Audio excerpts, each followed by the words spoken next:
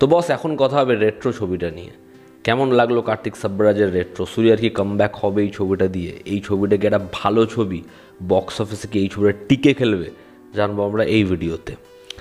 এই ছবিটা নিয়ে যদি আমাকে এক লাইনে বলতে, আমি বলবো আমাদের যে এক্সপেকটেশন ছিল এই ছবিটা নিয়ে, আমরা যা ভেবেছিলাম ছবিটা সেরকম হয়নি।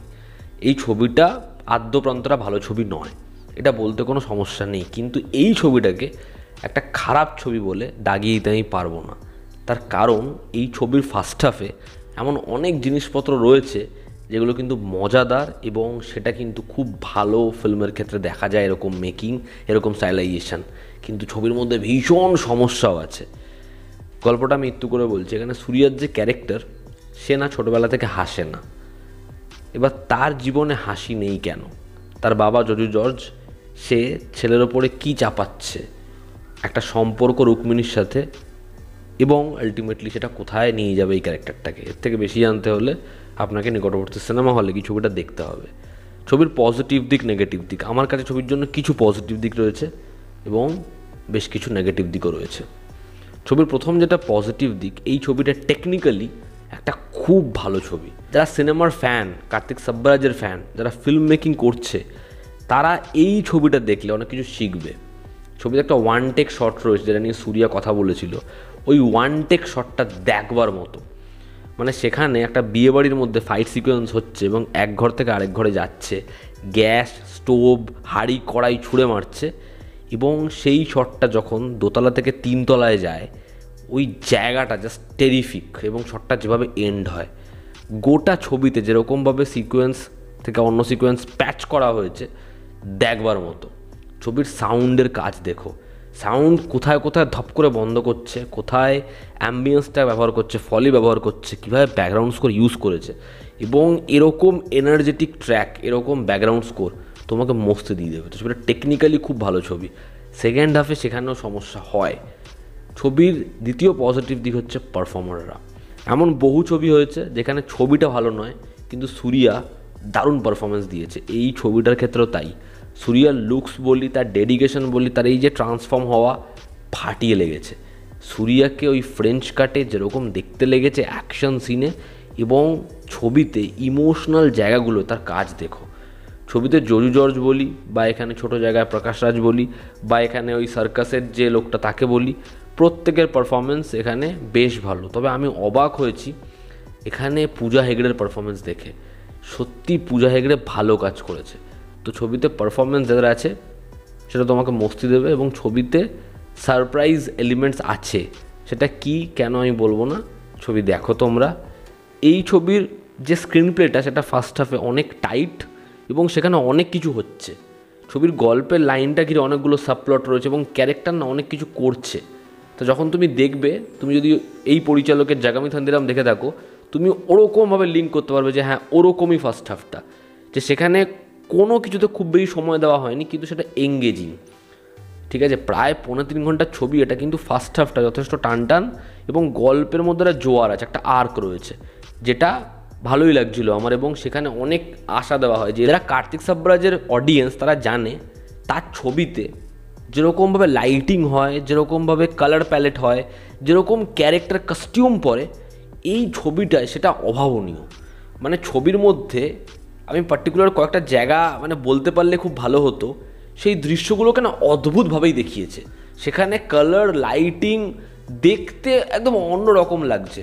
তো রেট্রো টাইটেলটা সেটার সাথে ব্যাপকভাবে ফিট হয়, এবং এর সাথে ছবির যে অ্যাকশন দেখিয়েছে, বস যেরকম ব্লাডপাত, যেরকমভাবে ওই ক্যারেক্টারটা হাত ঘুরিয়ে ফাইট করে, এবং অনেকগুলো ছোট ছোট সেট পিস তো রয়েছে, আর যে বড় সেট পিসটা, সেটাই মস্তি আছে। তো এই ছিল এই ছবির পজিটিভ দিক। এবার যদি ছবির নেগেটিভ দিক বলি, কারণ নেগেটিভ দিক অনেকগুলো আছে। ছবির প্রথম নেগেটিভ দিক হচ্ছে, আমি যতগুলো ছবি পরপর দেখছি, ম্যাক্সিমাম ছবির না সেকেন্ড হাফে ছবিগুলো খুব দুর্বল হয়ে যাচ্ছে, কিন্তু এই ছবিটা মানে ধরাস করে পড়েছে, যে এই পড়াটা বিশাল। তবে এই ছবিটা কিন্তু একটা জালি ছবি আমার কখনোই মনে হয় না। ছবির প্রথম নেগেটিভ দিক হচ্ছে, এই ছবির সেকেন্ড হাফে ছবিটার মধ্যে কি হলো, কোত্থেকে কীভাবে আসলো, এবং সেখানে এতটা হচপচ হয়ে যায় বিষয়টা, যে সেকেন্ড হাফটা খুব বাড়তি, খুব বড়, ইলংগেটেড মনে হয়। সেখানে খুব বড় করে সমস্যা। মানে সেকেন্ড হাফে ছবির চিত্রনাট্য একদম হাত থেকে বেরিয়ে গেল। সেখানে যা যা জিনিসপত্র হচ্ছে, ফার্স্ট হাফে যে মজাটা পাচ্ছিলাম যেটা ফান টু ওয়াচ ছবি, ওটা সেকেন্ড হাফে বন্ধ হয়ে যায়। যেখানে খুব বড় করে সমস্যা, মানে কি হচ্ছে বস, কেন হচ্ছে, এটা সেকেন্ড হাফে বারংবার মনে হয়। সেকেন্ড হচ্ছে এই ছবিতে, মানে এই ছবিটা দেখো তুমি আর সারিপোদা শনিবারাম দেখো, একটা তেলেগু ছবি একটা তামিল ছবি। সারিপোদা শনিবারামে মায়ের যে জায়গাটা সেটা কতটুকু আছে ছবিতে, প্রথম 5 মিনিট, কিন্তু সেই মায়ের যে সম্পর্কটা, মায়ের যে ডায়ালগস, মায়ের সাথে ছেলেটার যে কানেকশন, গোটা ছবিতে কাজ করে। ওটাই ছবির সবথেকে বড় ইমোশনাল ট্রিগার পয়েন্ট। এই ছবিতে মায়ের পোর্শন প্রথম 2-3 মিনিট আছে, এখানে পূজা হেগড়ে গোটা ছবিতে আছে, সূর্যার একটা চাওয়া না পাওয়া আছে। তুমি গোটা ছবিতে একটা লাইনেও ইমোশনালি কানেক্ট হবে না। ইমোশনালি ছবিটা ভীষণ ড্রাই, মানে ইমোশনালি ছবিটা কানেক্টই করতে পারে না, যে কারণে আমরা ছবির ইমোশনাল কোনো সিনে কোনো ক্যারেক্টারের সাথে জুড়তে পারি না। ছবিতে এমন কিন্তু কিছু দেখানো হচ্ছে না যেটা ভীষণ আউট অফ দ্য ওয়ার্ল্ড, কিন্তু কোথাও আমরা এক মুহূর্তের জন্য সেটার সাথে অ্যাটাচড হই না। আচ্ছা, এই গল্পটায়, এই ক্যারেক্টারটায়, এই জায়গাটায় পয়েন্ট এমন আসে না যেখানে আপনার মনে হবে যে এই জায়গাটায় কষ্ট লাগলো, এই ডায়ালগটায় কষ্ট লাগলো, এটা ইমোশনালি আমাকে কোথাও একটা গিয়ে ভেতর থেকে ধাক্কা দিল। ছবিতে এরকম প্রচুর সিন আছে কিন্তু হচ্ছে না। ছবিতে এতগুলো অ্যান্টাগনিস্ট, এতগুলো সাবপ্লট, এতগুলো ক্যারেক্টার লাইন, সেগুলো সেকেন্ড হাফে এসে যেভাবে একটার সাথে ওভারল্যাপ হচ্ছে, সেখানে বড় করে একটা সমস্যা হয়। পরবর্তী নেগেটিভ দিক হচ্ছে এই ছবির হিন্দি ডাবিং, যেটা খুব অযত্নের সাথে করা এবং দেখার সময়, শোনার সময় সেটা খুব বাজেভাবে ইম্প্যাক্ট ফেলে। ছবির সেকেন্ড হাফের পরিচালনা এবং চিত্রনাট্য আমার মনে হয় না কার্তিক সাব্বারাজের। সেকেন্ড হাফে হয়তো পরিচালক এটা আপনাদেরকে ফিল করাতে চেয়েছে যে আপনি যখন ছবিটা দেখবেন, মানে এক এক রকম ট্রিটমেন্ট আপনাকে দেওয়া হবে, যে এই 10 মিনিট আপনি একটা এরকম রাইড পেলেন, আবার পরের 10 মিনিট আবার এরকম একটা রাইড, আবার 10 মিনিট আবার একটা এরকম রাইড।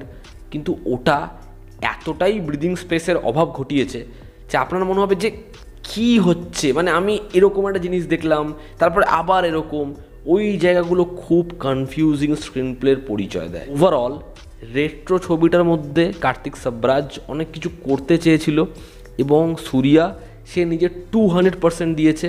ছবিটা টেকনিক্যালি খুব সাউন্ডেড, ছবিতে কাস্ট ভালো রয়েছে, ছবিটা ফার্স্ট হাফে প্রমিস অনেক কিছু করে, কিন্তু ছবিটা আলটিমেটলি সেই জায়গায় পৌঁছাতে পারে না। ছবির মধ্যে সমস্যা অনেক সেকেন্ড হাফে তৈরি হয়, ছবিটা ধরাস করে পড়ে এবং ছবির গল্পের লাইন সেকেন্ড হাফে যে কোথা থেকে কোথায় যায় সেটা খুব খুব প্রবলেমেটিক। কিন্তু এটা কখনোই একটা জালি ছবি, খারাপ ছবি বা কাঙ্গুয়ার মতো সিনেমা মোটেই না। এই ছবিটার দ্বারা হয়তো সূর্যার বক্স অফিসে কামব্যাক হবে না, বাট এই ছবির মধ্যে আমার অনেকগুলো দিক রয়েছে যেগুলো কিন্তু বেশ বেশ ভালো। আপনি একবার ছবিটাকে একটা সুযোগ দিতে পারেন, যেহেতু আমি কার্তিক সাব্বারাজের কাইন্ড অফ ফ্যান, সে কারণেই হয়তো আমি বলছি। বাট ওভারঅল হয়তো আপনার ছবিটা খুবই মোটামুটি লাগবে, কারণ শেষ ভালো হলেই আমাদের এক্সপ্রেশন হাসির বা স্যাটিসফাইড হয়। তো এই ছিল আজকের ভিডিওতে। আপনাদের কি অপিনিয়ন জানাবেন, জনতা আমাদের পাশে আছে। আবার দেখা হচ্ছে, ঠিক আছে।